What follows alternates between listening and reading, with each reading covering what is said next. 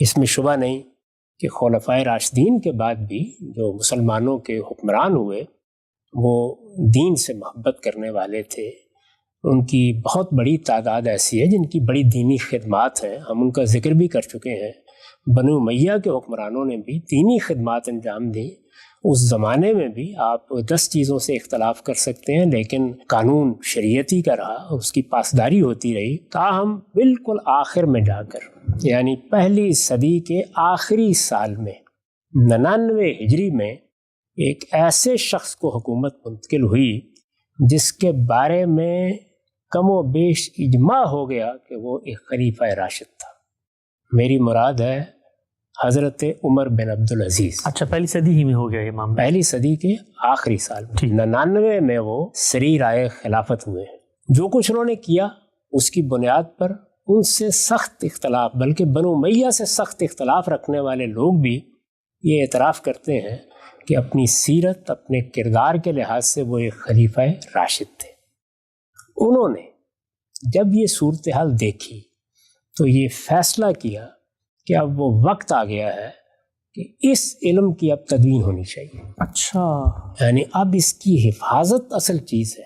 پہلے یہ تھا کہ اس کے بیان کرنے میں احتیاط اصل چیز ہے، اب یہ سوال تھا کہ اس کی حفاظت اصل چیز ہے. یعنی اب اس کو موضوعات سے الگ ہونا چاہیے، اب اس کی تنقیح ہونی چاہیے، اب اس کو باقاعدہ لکھا جانا چاہیے، اب اس کے بیان کرنے ہی پر اکتفا نہیں کرنا چاہیے بلکہ ترتیب تدوین دے کے لوگوں کے لیے اس کو قابل مطالعہ بنانا چاہیے. یہ فیصلہ عمر بن عبدالعزیز رضی اللہ عنہ نے کیا، اور اس طریقے سے ایک خلیفہ راشدی نے یہ فیصلہ کیا. جیسے ہم اس سے پہلے بتا چکے ہیں کہ ایک بڑا فیصلہ عبد الملک نے کیا تھا کہ قرآن مجید کی جو قرات نقل ہو رہی ہے اور زبانی نقل ہو رہی ہے اس کو اب قرآن پر ثبت کر دیا جائے، قرآن کے متن پر ثبت کر دیا جائے، اور اس طریقے سے ایک بڑا غیر معمولی معاملہ ہو گیا.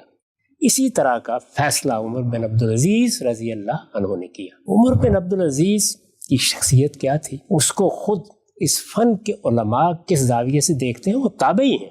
اچھا، صحابہ کرام سے انہوں نے دین کا علم حاصل کیا ہے. وہ خود ایک بڑے عالم ہیں. یہ لوگ ان کو کس نظر سے دیکھتے ہیں اور انہوں نے یہ معاملہ کیسے کیا، اس کو ہمارے ہاں بیان کیا گیا ہے. میں آپ کے سامنے الحدیث والمحدثون سے اس کا خلاصہ رکھ دیتا ہوں. یہ خلاصہ انہوں نے تاریخ الخلفاء سے، تہذیب الاسماء سے اور تہذیب التہذیب سے جو کچھ ان کے بارے میں بیان کیا گیا ہے لے کر خود کر دیا. اچھا، یہ دیکھیے یہ کیا کہتے ہیں. یہ کہتے ہیں کہ اجمع العلماء علی کثرت علم ہی و صلاح ہی و زہد ہی و ورع ہی و عدل ہی و حرص ہی علی اتباع آثار النبی صلی اللہ علیہ وسلم والخلفاء الراشدین.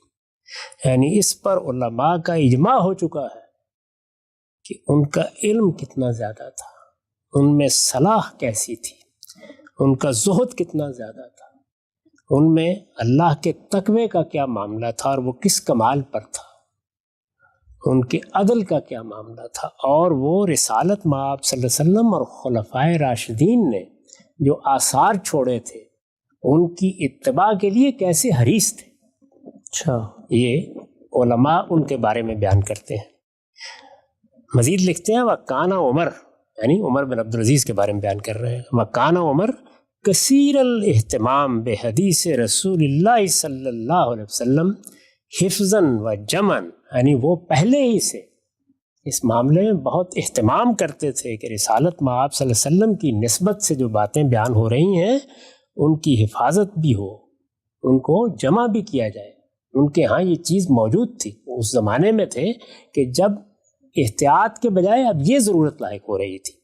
حتیٰ انہو لما ان تولی الخلافہ، یہاں تک کہ جب وہ سری رالائے خلافت ہوئے، وہ اس مسند پر پہنچے تو اصدر امرہ الی علماء الآفاق بکتابت حدیث رسول اللہ صلی اللہ علیہ وسلم. اچھا، تو انہوں نے اپنی ساری سلطنت میں علماء کے لیے حکم جاری کیا کہ جہاں جہاں کوئی بات اللہ کے پیغمبر کی طرف نسبت دی جا رہی ہے اب تنقیح کر کے اس کو باقاعدہ لکھا جائے.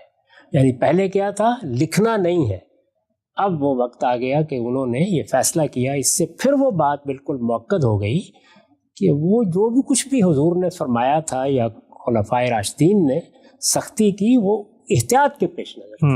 یعنی یہ کوئی ابدی حکم نہیں تھا. چنانچہ اس خلیفہ راشد نے یہ حکم جاری کر دیا کہ علماء آگے آئیں اور اب رسالت مآب صلی اللہ علیہ وسلم کی نسبت سے اس علم کو لکھا جائے. کما امرہم بالجلوس للتحدیث والروایا، یعنی انہوں نے لکھنے کا بھی حکم دیا اور اسی طرح یہ حکم بھی دیا کہ علماء باقاعدہ تعلیم دیا کریں اس کی، وہ بیٹھیں مسجدوں میں اور وہ روایتیں اب خود بیان کریں. ظاہر ہے کہ اس کے پیش نظر بات کہی گئی کہ اگر نہیں ہوگا تو پھر ہر آدمی ہر کہو میں بیان کرے گا. یعنی علماء اپنے ہاتھ میں لیں اس معاملے کو، اس کو بیان بھی کریں اور اب اس علم کو دوسروں تک پہنچائیں بھی، اور اسی طرح اس کی کتابت کا بھی اہتمام کیا جائے. حتی لا تزی الحدیث بموت کبار العلماء من التابعین. صحابہ سے کنہوں نے سنا ہے؟ تابعین نے. تابعین کے بڑے بڑے علماء دنیا سے رخصت ہو رہے ہیں، ہو جائیں گے. ایسا نہ ہو کہ یہ سارا علم ہی ضائع ہو جائے. وَهُوَ أَوَّلُ خَلِيفَةٍ أَمَرَ بِذَلِكَ. یہ پہلے خلیفہ ہیں جنہوں نے یہ حکم دیا. یعنی اس سے پہلے بنی امیہ کے خلفاء اسی رائے پر قائم رہے جو صدیق و فاروق نے قائم کی تھی کہ اس کو نہیں لکھنا، لوگ جیسے بیان کر رہے ہیں ان کو بھی توجہ ہی دلائی جائے. لیکن اب وہ وقت آ گیا اور بالکل درست آیا، اور انہوں نے جو فیصلہ کیا وہی فیصلہ ہونا چاہیے تھا. اور یہ دیکھیے پہلی صدی کے آخری سال میں، یا کہہ سکتے ہیں دوسری صدی کے پہلے سال میں، کیونکہ اس کے بعد تو یہ دنیا سے رخصت ہو گئے.